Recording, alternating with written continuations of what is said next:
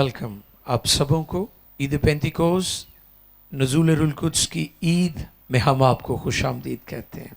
मुक़द्दस कलाम में से आज दो हवाला जात हम तिलावत करेंगे। पैदाइश की किताब में से 11वां बाब है, उसकी 9 वर्सेस हैं। हवाला जात थोड़े लंबे हैं लेकिन ये पढ़ना तिलावत करना बहुत ज़रूरी है और ध्यान से आप सुने। पैदाइश 11वें बाब की पहली आयत से 9वीं आयत तक, फिर अमाल दूसरे बाब की पहली आयत से 11वीं आयत तक। आए गौर करें, इन दोनों हवाला जात को हम तिलावत करेंगे। बाइबल रीडिंग होगी। बाइबल मुक़द्दस जिनके पास है आप खोलें।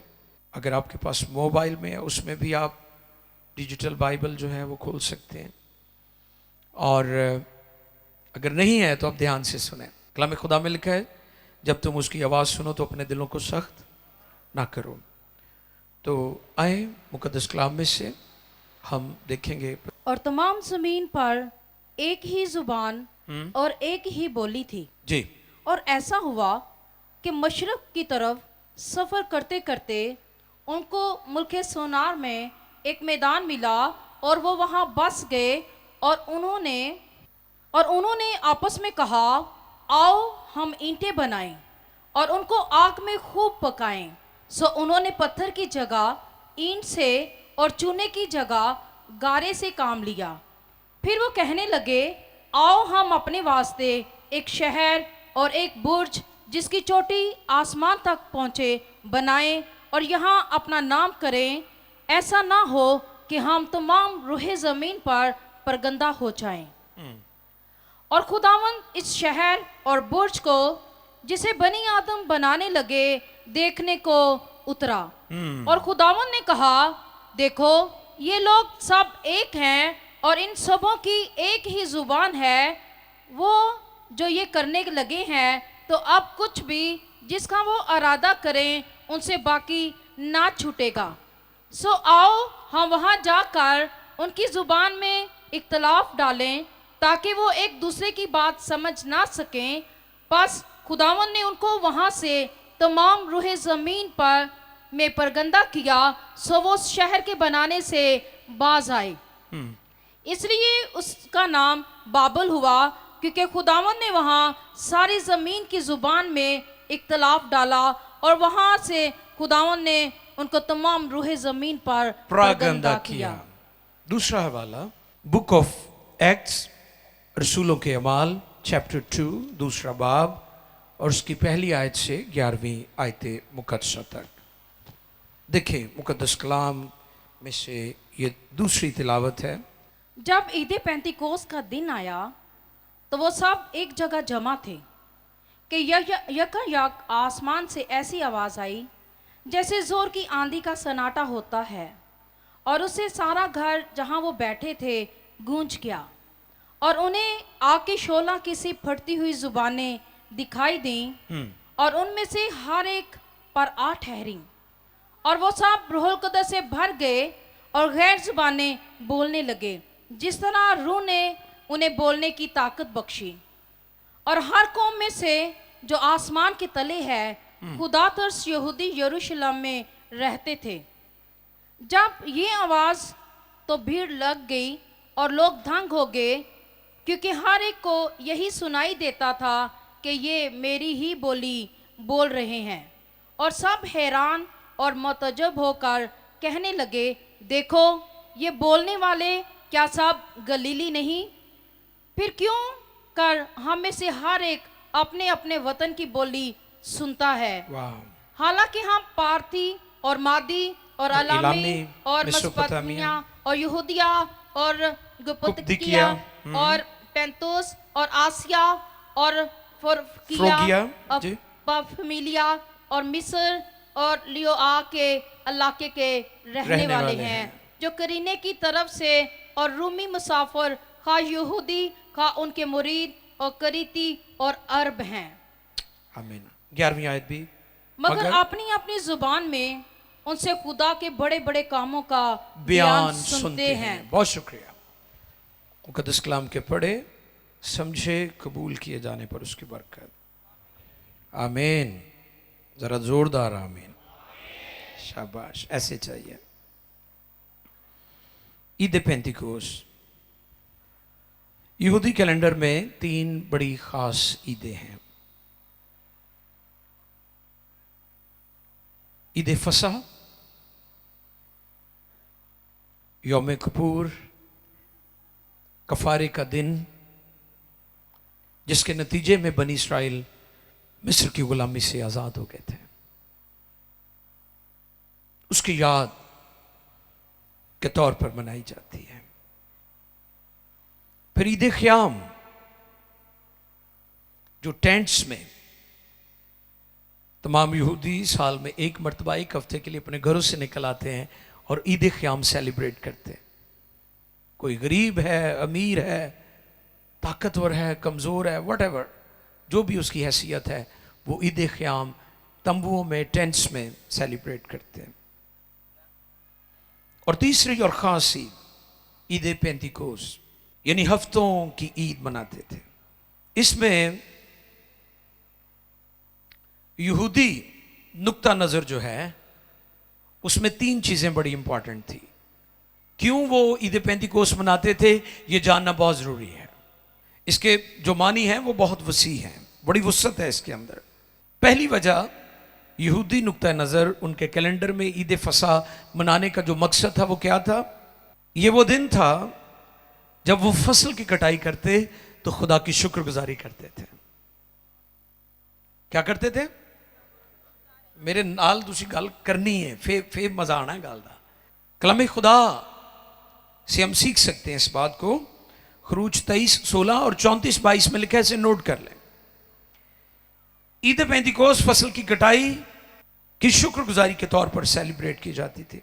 वो ऑनर देते थे खुदा को कि खुदा मेरी फसलें, मेरा माल मवेशी, मेरी मालो दौलत, मेरा रुपया पैसा, मेरी सरफराजी तेरी वजह से है। और जिन कौमों ने खुदा को अव्वल दर्जा दिया है, जिन कौमों ने खुदा की शुक्रगुजारी की है, जिन लोगों ने खुदा की शुक्रगुजारी की है, खुदा ने उन्हें सरफराज और सरबुलंद किया। काश चर्च कलीसिया इस चीज को अंडरस्टैंड करे और शुक्रगुजारी करने का जो असूल है उसे अपना ले। हम नाकाम हो जाए तो कहते खुदा दी मर्जी सी, कामयाब हो जो तो कहते मेरा धी पुत्र बड़ा मेहनती है, मैं बड़ा मेहनती हाँ, मैं बड़ी शायम हाँ। हैं असी इसलिए अगे निकल गए, असी बड़े अक्लमंद सा। आप शुक्रगुजारी किया करें। हमने तो बड़े बड़े अक्लों को दुनिया में धक्के खाते देखा है, और सादे सादे लोगों को खुदा ने पकड़ा और उन्हें सरफराज कर दिया, क्योंकि खुदा दिल पर निगाह करता है। यह पहली वजह। दूसरी वजह, आज ही के दिन खुदा ने मूसा को शरीयत भी दी थी। बहुत खास मौका, खास इवेंट, शरीयत दी गई। लॉ, ज़ाब्ता, पूरी दुनिया इसी शरीयत पर बेस करती है। दुनिया में जितने अदियान हैं वो मूसवी शरीयत को ही फॉलो करते हैं। अब दुनिया के अदियान का मुतालिया कर लें, स्टडी कर लें, वो सारे मूसवी शरीयत पर बेस करते हैं, और वो आज के दिन दी गई थी। यहूदी बहुत ज्यादा आज के दिन को मुकद्दम और खास मानते हैं। तीसरी वजह, ईद पेंतिकोस कोई एक यहूदी फिरका था जो कमरान के इलाका में रहते थे। ये अपने आप को होली समझते थे, पाक समझते थे, और जो हैकल में कायन होते थे उन्हें नापसंद करते थे। वो भी इसे सेलिब्रेट करते थे। मसीही नुक्ता नजर ईद पेंतिकोस के लिए, पाक रूह के नजूल के लिए खुदा ने हमें आज के दिन नए अहद का निशान दिया है, और वो ईद पेंतिकोस है। पुराने अहद नामा में खुदा ने मूसा को शरीयत दी आज के दिन, और आज ही के दिन रसूलों पर 120 की जमात पर रुल कुछ नाजिल फरमाकर हमें नया अहद दिया है। हालेलुया। एक नए दौर का आगाज हुआ। आज के दिन चर्च कलीसिया को खुदा ने चुना। पहले खुदा ने बनी इस्राइल को चुना। खुदा ने कहा ये मेरे खास लोग हैं, ये मेरे चुने हुए हैं, ये पाक लोग और अलग किए हुए लोग हैं। खुदा ने मूसा को शरीयत देकर आज के दिन बनी इस्राइल को दुनिया और कौमों में से मुनफरिद, यूनिक और खास ठहराया।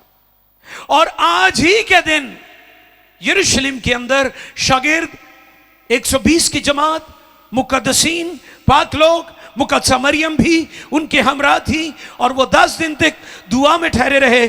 और आज ही के दिन खुदा ने रूहुल कुद्स नाजिल फरमाकर पाक रूह का बपतिस्मा देकर नए दौर का आगाज किया।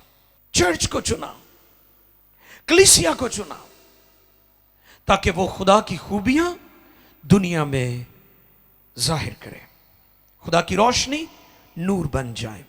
लेकिन मैं आपकी खिदमत में जो मौजू मेरे सामने आ रहा है वो है ईद पेंतिकोस्त और बाबल की लानत की मनसूखी।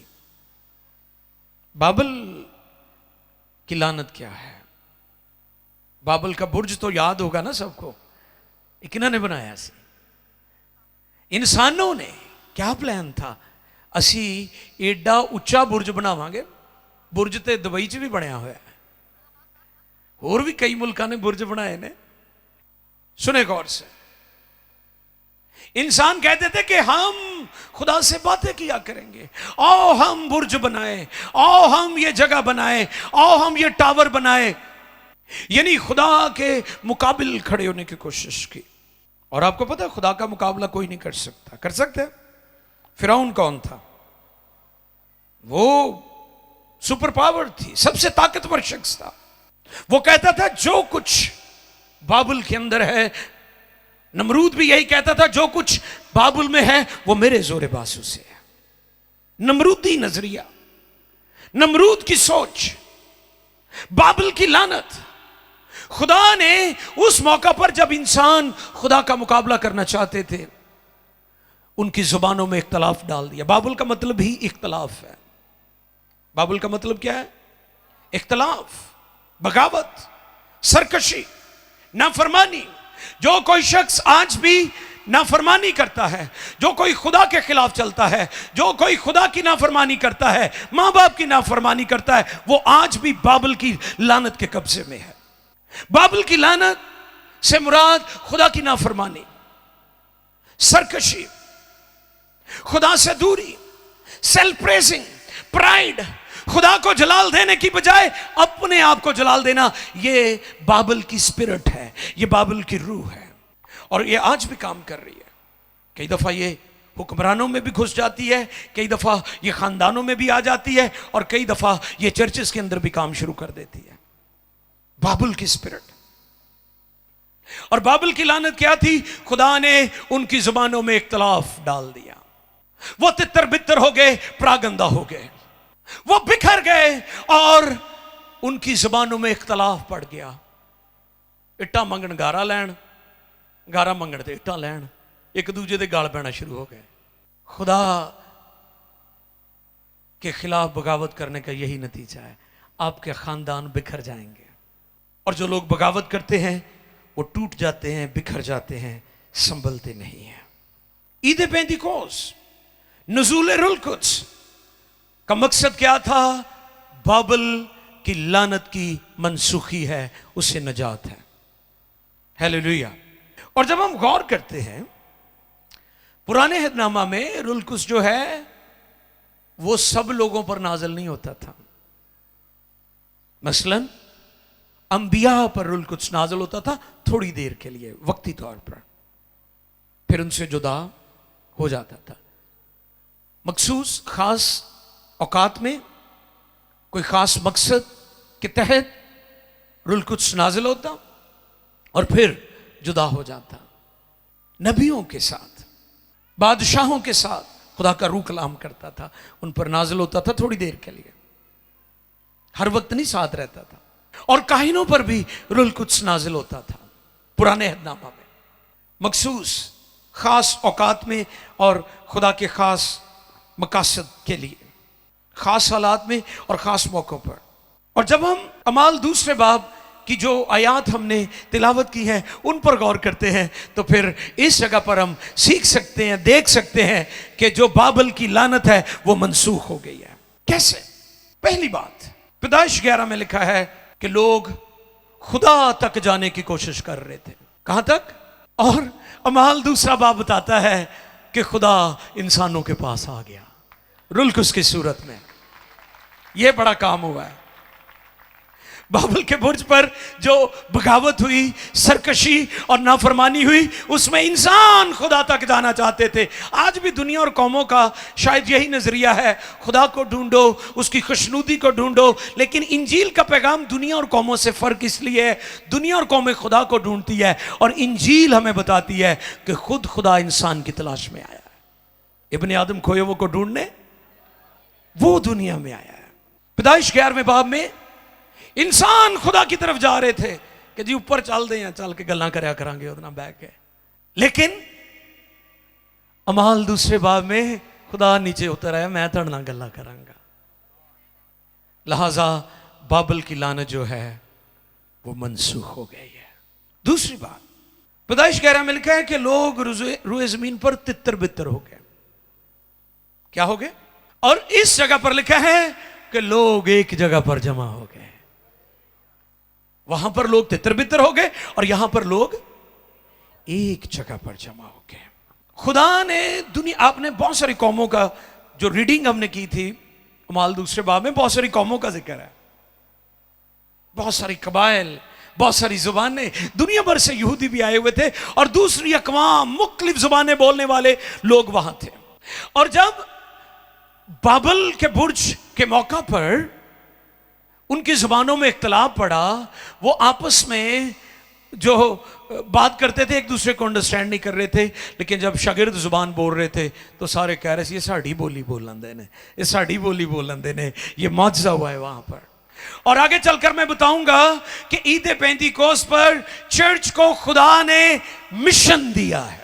और मिशन क्या दिया है? जैसे मैंने कहा, पहले खुदा ने बनी इसराइल को चुना था कि दुनिया में खुदा की खूबियां, खुदा की अच्छाइयां, क्वालिटीज जो है खुदा की, उनका प्रचार करें। और फिर खुदा ने ईद पेंतिकोस्त के दिन इस खिदमत के लिए चर्च को चुन लिया है, मुझे और आपको चुन लिया है, तमाम ईमानदारों को चुन लिया है। ईद पेंतिकोस्त हमें बताता है कि बाबल की लानत मनसूख हो गई है। जब अमाल 1 बाब की 8वीं आयत पढ़ते हैं तो वहां पर हमें मिशन नजर आता है। आइए देखिए वो मिशन क्या है। अमाल 1 बाब की 8वीं आयत मुकद्दसा। लेकिन जब रूहुल कुद्दस तुम पर नाजिल होगा, ये जो लफ्ज लेकिन है बड़ा इंपॉर्टेंट है। लेकिन जब रूहुल कुद्दस, जब रूहुल कुद्स तुम पर नाजिल होगा, अब ये मिशन दिया जा रहा है। तो तुम कुव्वत पाओगे। तो क्या पाओगे? मिशन देने से पहले खुदा ने कुव्वत भी दी है उनको, ताकि हालात का और दुनिया का मुकाबला कर सके। क्या करोगे जी? तो तुम कुव्वत पाओगे और यरूशलेम और तमाम यहूदिया और सामरिया में बल्कि जमीन की इंतहा तक मेरे गवाह होगे। हालेलुया, ये मिशन है। इंजील का पैगाम मुकामी नहीं बल्कि आलमगीर है। ये महदूद नहीं है, ये लामहदूद है। आपको पता, कई जो नकाद हैं वो कहते हैं जी यीशु ने कहा मैं तो इसराइल की खोई हुई भेड़ों के सिवा, जो वो मतन है ना उस आयत का, उसको लोग नहीं अंडरस्टैंड करते, लफ्जी मतलब ले लेते हैं। किस पैराए में वो बात हो रही है इस पर लोग गौर नहीं करते। तनकीद करने वालों की बात कर रहा हूं। यीशु मसीह पूरी दुनिया का निजात दहिंदा है। यीशु मसीह पूरी दुनिया को बचाने के लिए आया है। और ईद पेंतिकोस्त के मौका पर जब रूहुल कुद्स नाजिल हुआ 120 की जमात पर, तो उनको मिशन दिया गया। मिशन क्या दिया गया? कि तुमने अपनी मिनिस्ट्री का आगाज कहां से करना है? कि तुम यरूशलेम से। कहां से करना है? ये क्या था? ये उनका घर था। तो खिदमत कितों शुरू करनी है? कई बार बचाई जा रहे ने, अपने घर का पता ही कोई नहीं। हाँ, ये जरूरी है। कलाम में लिखा कि अगर कोई खादम है अपने घर का ही बंदोबस्त नहीं करता तो कलीसिया की खबरगिरी क्यों करेगा? मिशन कहां से शुरू करना है? अपनी औलाद तो, बच्चियां तो। कई दफा मैंने देखा खादम लोगों को बचाते बचाते अपनी फैमिली को इग्नोर कर देते हैं, और यह दुरुस्त रवैया नहीं है। आपने मिशन का आगाज यरूशलेम यानी अपने घर से करना है, अपने घर से। और फिर यहूदिया, सामरिया, गैर कौम, गैर कौम तक इंजील जानी चाहिए, और फिर दुनिया की, यानी कौमों के लिए हमें मिशन मिला है आज का दिन। वी आर मिशनरी, हम मिशनरी हैं सारे। हर एक मसीही मिशनरी है जिसे पाखरू मिला है। जरूरी नहीं गोरा बारों आए तो फे ही मिशनरी है। हम सब मिशनरी हैं जिसे पाखरू मिला है, और हमें मिशन दिया गया है। और मिशन क्या है? हमने दुनिया कौमों को इंजील का प्रचार करना है, यीशु का प्रचार करना है। यह हमें मिशन मिला है। हम सब मिशनरी हैं। मेरी इस तरफ भी मिशनरी है, इस तरफ भी सारे मिशनरी हैं। ये बच्चे भी मिशनरी हैं, ये बहनें भी, ये भाई भी, आप सब मिशनरी हैं। आज के दिन चर्च को मिशन मिला है, दुनिया और कौमों में यीशु मसीह का प्रचार करो, यीशु मसीह की इंजील सुनाओ। आज के दिन मिशन मिला है। और फिर कई लोग कहते हैं जी हमारे अपने ही कि जी गैर जबाना सब ली नहीं होंदियां। ना ना, ये सारे ली ने। तुसी जेड़े भी कहते हो गलत कहते हो। 120 की जमात थी, लिखा है, और वो सब रुल से रसूल भी भर गए और कलीसिया भी भर गई। पास्टर भी ममूर हो गया तो कलीसिया भी ममूर हो गई। ये सिर्फ ये नहीं कि पास्टर गैर जुबाने बोल रहा है, कलीसिया नहीं बोल रही। वहां पर 50-50 लोग नहीं पाखरू से ममूर हुए, 100% लोग पाखरू से ममूर हुए। और जहां भी पाखरू का नजूल हुआ है वहां पर गैर जुबाने बोले गए। अमाल 2 बाब में यहूदी थे, खुदाम यीशु मसीह के शागिर्द, यहूदियों पर नाज़िल हुआ रूह कुद्स। और फिर आगे चलते हैं तो फिर गैर कौमों पर, सामरियों पर भी नाज़िल हुआ है। जी जी बिल्कुल। और फिर उसके बाद यूनानियों पर भी, रूमियों पर भी, सारी कौमों को खुदा खुशखबरी देता है पाखरू नाज़िल करके। पाखरू का नजूल जो है वो इसलिए हुआ है कि दुनिया और कौमें जो हैं वो खुशखबरी को, इंजील को सुने। और फिर ईद पेंतिकोस पर एक और बड़ा काम हुआ है। ईद पेंतिकोस के लिए के मौका पर खुदा ने फैमिलीज को भी बचाया है। आपको पता है इस वक्त फैमिली सबसे ज्यादा डिस्टर्ब है। खानदान, मियां बीवी, बच्चे, हमारी नौजवान नस्ल, हमारे बेटे, हमारी बेटियां खतरे में हैं। बेदीनी बढ़ती जा रही है, गुमराही बढ़ती जा रही है, नेगेटिव मीडिया की यलगार है और बच्चों को तबाही की तरफ लेकर जा रही है। लेकिन ईद पेंतिकोस पर जो कुछ हुआ है, खुदा ने वहां पर खानदानों को भी बचाया है। योएल की मार्फत जो नबूवत थी, योएल नबी ने कई सदियां पहले जो नबूवत की थी उसमें यही मैसेज था कि मैं अपने रूह को क्या करूंगा, हर फर्द बशर पर नाजिल करूंगा। और फिर क्या होगा, तुम्हारे बेटे और जी, फिर हाँ, तुम्हारे जवान रोया देखेंगे और बूढ़े, बल्कि मैं अपने रूह को गुलामों और लौंडियों पर भी ना। वाह, खुदा का प्लान। खुदा खानदानों को बचाना चाहता है। और याद रखें, वो खानदान जो ईद पेंतिकोस यानी रुल कुद्स की मामूरी से मामूर हो चुके हैं, पाखरू जिनको मिल गया है, वो बच जाते हैं। वरना खानदान तबाही की तरफ जा रहे हैं, बर्बाद हो रहे हैं। जहां पर ईद पेंतिकोस के मौका पर जैसे रुल कुद्स नाज़िल हुआ, खुदा ने हमें मिशन दिया है, वहां पर उसने हमारे खानदान और बच्चों को भी बचाया है। तो इसलिए आज ईद पेंतिकोस के मौका पर आपके लिए मैसेज है, आप अपने बच्चों को भी दुआ में ठहराएं। अपनी बीवी को, अपने शोहर को, अपने माँ बाप को, अपने बहन भाइयों को, अपने रिश्तेदारों को, अपने करीबी जो आपके फ्रेंड्स हैं, आप उन्हें भी दुआ में ठहराएं ताकि आपका खानदान बच जाए बेदीनी से, गुमराही से, तबाही से, जहन्नुम से। आपके बच्चे और आपका खानदान महफूज हो जाए। आज का दिन पहला पॉइंट बाबुल की लानत को मनसूख करता है। पतरस ने इंजील सुनाई और लोगों के दिलों पर चोट लगी। और गुजरी कल बाइबल कॉलेज में मैं ये बात सिखा रहा था कि पैगाम उस वक्त दिलों पर चोट लगाता है जब पाक रूह से ममूर होकर खादिम सुनाते हैं। आज का पैगाम क्यों दिलों पर चोट नहीं लगाता? क्योंकि पाक रूह से ममूर नहीं है पास्टर्स।